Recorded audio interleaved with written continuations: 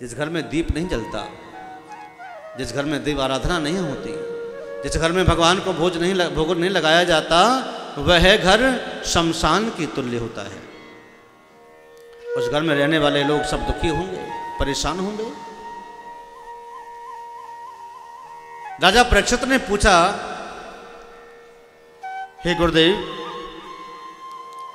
ब्रह्मा ने 40 श्लोकों में स्तुति की, फिर भी ब्रह्मा को भगवान ने माफ नहीं किया, और इंद्र ने मात्र 10 श्लोकों में स्तुति की और फिर भी इंद्र को माफ कर दिया, क्यों?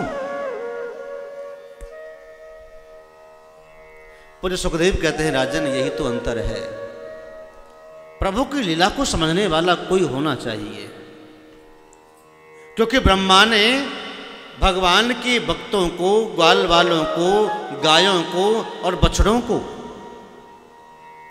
भगवान से 1 साल रखने का चुराकर जब ले गए थे, षड्यंत्र रचा। भगवान नहीं चाहते हैं कि मेरे भक्त को कोई हरण करके ले जाए। भगवान नहीं चाहते हैं कि मेरा भक्त मेरे से दूर रहे। इसलिए ब्रह्मा को भगवान ने क्षमा नहीं किया। किसने मेरे भक्तों को मेरे से दूर रखने का षड्यंत्र किया, इसलिए मुझे ये प्रिय नहीं है। चाहे वो स्तुति करे, चाहे वंदन करे, चाहे निवेदन करे, चाहे दंडवत प्रणाम करे, चाहे कुछ भी कहे, ऐसे भक्तों को मैं कभी क्षमा नहीं करता जो मेरे भक्तों को मेरे से दूर कर रखने का प्रयास करता हो, षड्यंत्र रचता हो।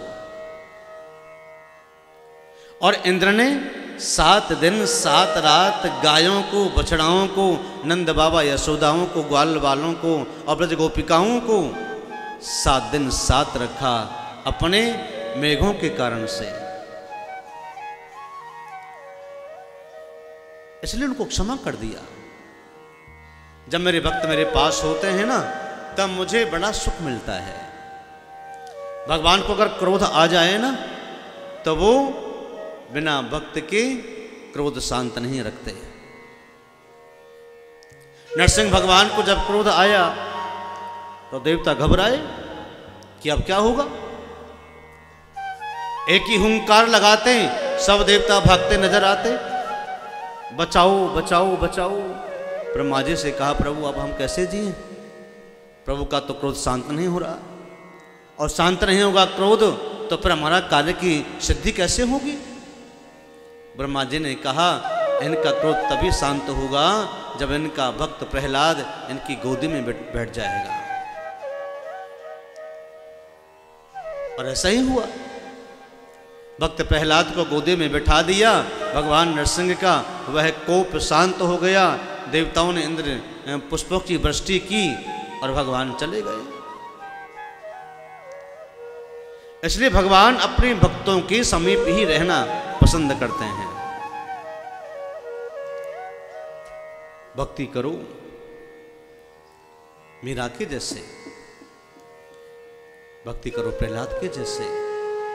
प्रभु को अपना बनाने की शक्ति जिसमें है, उस जीव को, उस भक्त को भगवान अपने से कभी दूर रख करके पसंद नहीं, कभी दूर नहीं रखना चाहते हैं। इंद्र ने कहा, हे गोविंद, अब तो मेरी इच्छा ऐसी है कि ब्रजमंडल में मैं रहूं। ब्रजमंडल में देख आया हूं तो ब्रजमंडल की धूल मुझे बहुत प्रिय है। अब मेरा मन करता है कि आपके समीप में ही बैठ करके, किसी कदम की छाया में बैठ करके, कदम के वृक्ष के नीचे बैठ करके केवल आपका ध्यान लगाऊं, केवल आपका चिंतन करूं। ब्रजमंडल के किसी कोने में ब्रजवासियों के घर से मधुकरी मांग मांग करके लाया करूंगा और बस एक टाइम पाया करूंगा और आपके नाम का भजन किया करूंगा। तो भगवान ने कहा, भाई इंद्र, मैंने तुझे इंद्र का मालिक बनाया है। अगर तू वहां नहीं जाएगा तो वहां से कैसे शासन प्रशासन चलेगा? कि प्रभु, अब मेरा मन आपके चरणों में अटक गया है। अब ये मेरा मन आपके चरणों में लग गया है, तो मैं जाऊं तो जाऊं कैसे? मेरा जाने का बिल्कुल मन नहीं करता। भगवान ने कहा, इंद्र, तो जाना तो पड़ेगा। जो कि तुझे वहां पे काम करना है। कि जब प्रभु आपकी याद आएगी तो, कि जब याद आएगी तो मैं तेरे पास मिलूंगा। एक दिन उनको आपकी याद आ ही जाएगी। जब आप रोज उनको याद करोगे तो वह अभी आपकी याद में रोएंगे। नित्य प्रति याद करो गोविंद की, तो गोविंद को भी आपकी याद आएगी पक्का। कई बार ऐसा घर में होता है ना कि आप जिसका नाम लेते हैं, जिसकी बात करते हैं घर में, और जैसे याद करते हैं तो उसकी फोन की घंटी बज जाती है, तो आपसे मुख से निकलता है, देखो मैं अभी आपको याद कर रही थी, आपको भी याद किया था, और आपका फोन आ गया।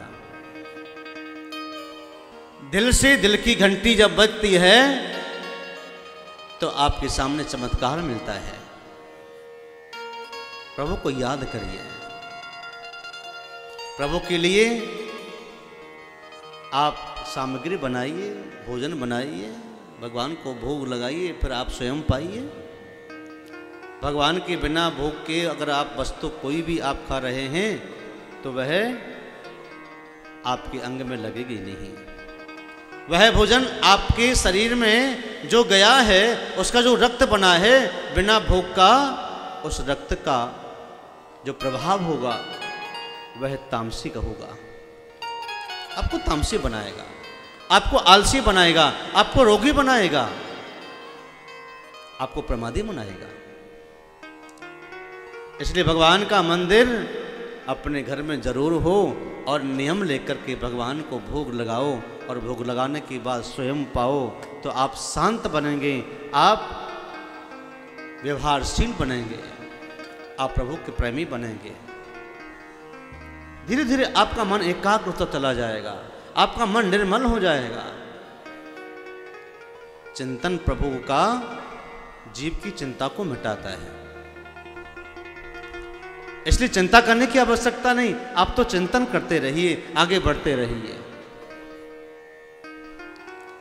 एक दिन आपकी याद आ ही जाएगी, और गोविंद आकर के आपका हाथ पकड़ करके कहेंगे, भैया तू मेरा है और मैं तेरा हूं। सब्सक्राइब करें रामकृष्ण शास्त्री जी के YouTube चैनल को, और हमारे वीडियोस को सबसे पहले देखने के लिए बेल आइकन को दबाना न भूलें।